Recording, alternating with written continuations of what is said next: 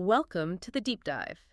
You know, there's a certain kind of magic, isn't there, to finding something great when you weren't even looking? Oh, absolutely. Those completely unplanned moments. Yeah, think about it. Maybe you're hunting for, I don't know, some specific fact for work or even just down an aisle looking for one particular thing, and then boom! Something totally different grabs you. Exactly, something you'd never considered, wasn't on your radar, but suddenly it sparks a whole new idea, maybe sends you off in a completely different direction. hmm Those are often the best kinds of discoveries, the unexpected ones. Well, that's what today's deep dive is all about, really, embracing that unexpected spark. We're going to explore those surprising, sometimes accidental paths to finding new interests or new knowledge. And we've got a great way into this topic. We do. We're using a really relatable story from, of all places, the world of gardening. Our source is a recent piece from Ang, who gardens regularly, called Notes on Gardening, the Unplanned Rain Lily. Right. It's short, but it really packs a punch in terms of, the lessons it holds. It really does. It touches on how we interact with the world, I think. It's true. What I find so compelling is how this seemingly tiny accidental event in a garden, it perfectly mirrors the bigger picture of how we learn and adapt in life. How so? Well, we often map out our learning, plan our projects with such care. But sometimes the really significant growth, it comes from these small, unexpected things, like a seed or, well, in this case, a bulb. A single bolt. Exactly. It just underlines that discovery isn't always some grand planned mission. Often it's just about being quietly open to whatever shows up. Okay, so let's unpack Ang's journey. It starts in a way that I think is super relatable for almost anyone. The mundane beginnings. Right. Picture this. Yeah. You're at the store, maybe got headphones in, probably running through your mental checklist, grabbing the usual stuff. That's Ang. Just a normal shopping trip. Totally. Picking up routine gardening supplies. And then, almost as an aside, she says she accidentally purchased a rain lily bulb. Accidentally. Like, oops. Yeah. It wasn't chosen, wasn't planned. It was simply added to the shopping cart. Poof. An unplanned item just appears in the mix. That classic serendipitous moment, something just lands in your lap, uninvited. And here's where it gets really interesting, I think. It wasn't just any plant she didn't know. Aang actually had a pretty clear preference already. Okay. She says, although I'm aware of this plant species, but I've never considered growing it before, I still prefer growing plants from seeds. So she knew of it, but it wasn't her style. Exactly. So this accidental purchase, it wasn't just unplanned, it kind of bumped up against her established way of doing things, her gardening style of starting from scratch. Right. That creates a really interesting tension, doesn't it? Between her usual preference and this, well, unexpected opportunity that just showed up. Yeah, it's more than just a plant. It's almost like a challenge to her system. And that is such a critical point. It just beautifully shows how new knowledge, new ideas often enter our lives. We all have our methods, right? Sure. Our go-to ways of doing things. Our seed-based approach to research, maybe. Our favorite authors, the kinds of problems we like to solve.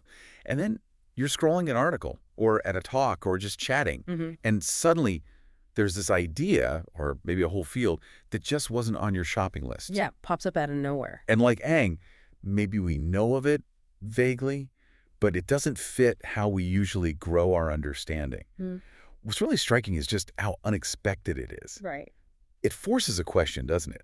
Do we just ignore it because it didn't come from our usual seed catalog or trusted sources? Or do we pause, like Aang did? Give it a second look. Yeah. Yeah. Give this uninvited thing a moment's thought. It's a subtle but really powerful nudge against our biases, like sticking with what we know just because it's familiar. That moment is key in her story. That shift from, I didn't plan this, to might as well, it feels like a quiet little rebellion against her own habits. Might as well. It sounds so simple. It does. But what does it really mean in terms of how we approach something new? Because instead of being annoyed or just tossing it, Aang thinks, since I now have one, might as well just go ahead and try cultivating it to see how it fares. Yeah. It's so straightforward, but it says a lot about being practical, open-minded. It's not like suddenly passionate about rain lilies. No, not at but all. more a pragmatic acceptance. Okay, this thing is here now. Let's see. That might as well thinking. It's not just about openness. It's actually a really strong counter to those biases we just talked about. How so? Like overcoming the inertia. Exactly. Often we get stuck thinking about risks or, the sunk cost idea because I didn't choose this. It's not worth my time. Right, if it wasn't my brilliant idea first. Precisely. But Aang kind of flips that. The bulb is already there. It's effectively a sunk cost she possesses. So the risk of just trying it feels minimal. Okay, that makes sense. It lowers the barrier to entry for the experiment. It does. It allows for what you might call strategic curiosity. She's not signing up for a lifetime of rain lilies. No commitment. Just a low-stakes experiment. Yeah. And that mental flexibility, that ability to pivot when something unexpected happens and give it a fair shot, that's a really powerful skill for making decisions on the fly. Seeing unexpected things as potential opportunities, not just annoyances. Exactly. It shows our initial preferences don't have to be these rigid rules we never break. And Aang isn't just planting it and hoping for the best either. She's got these really clear, measurable standards for whether this lily gets to stay. The criteria. Yes. She says it has to adapt well to the microclimate in my gardening areas, and it has to fit my personal gardening style. Okay, so specifics, not just vague feelings. Right. These are concrete things she can actually observe. It's like she's saying, look, I'm open to this, but it still has to work within my world, my system. She's not throwing out her principles. Not at all. She's carefully figuring out if she can expand them, setting boundaries even while she's experimenting.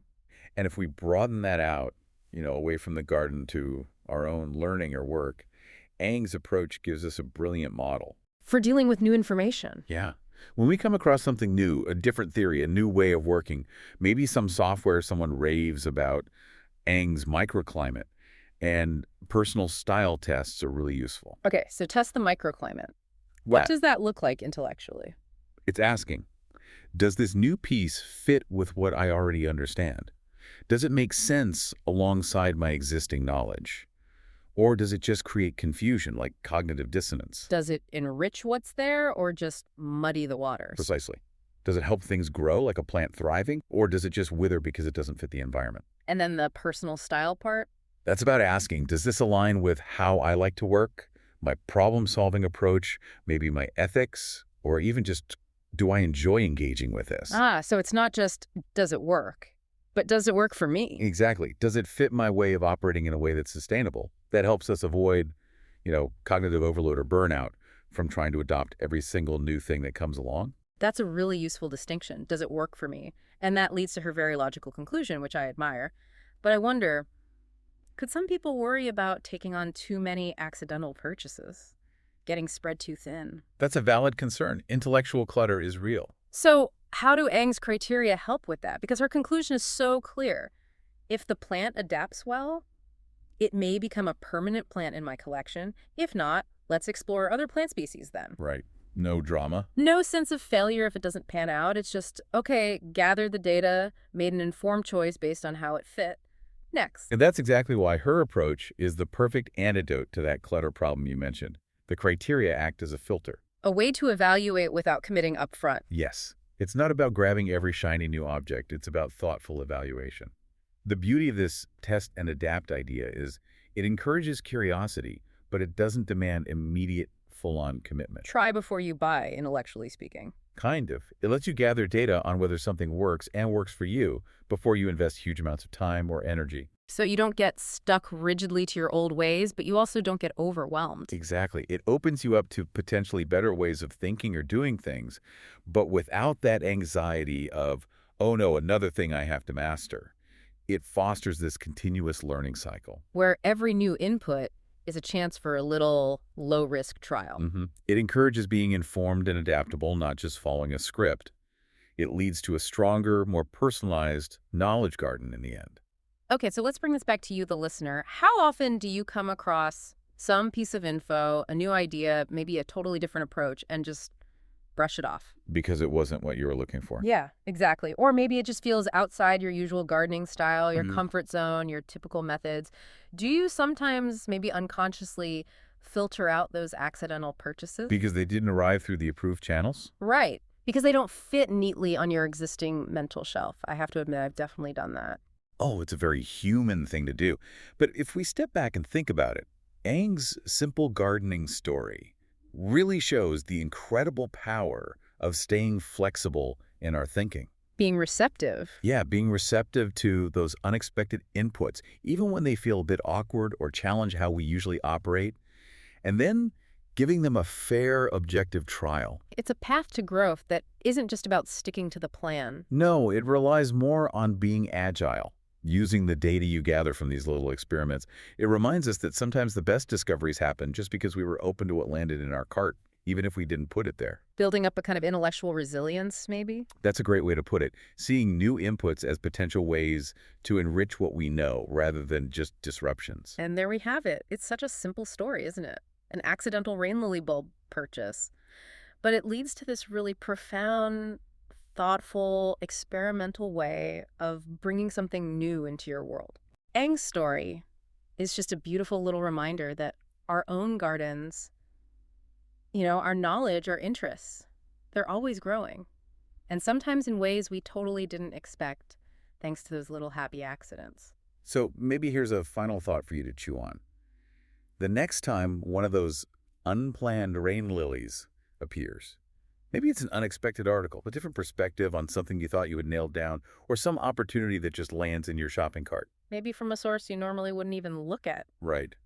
What might you discover if you took Aang's approach? If you decided, well, might as well just go ahead and try cultivating it. You might just find your new favorite thing, not just for your garden perhaps, but for your mind.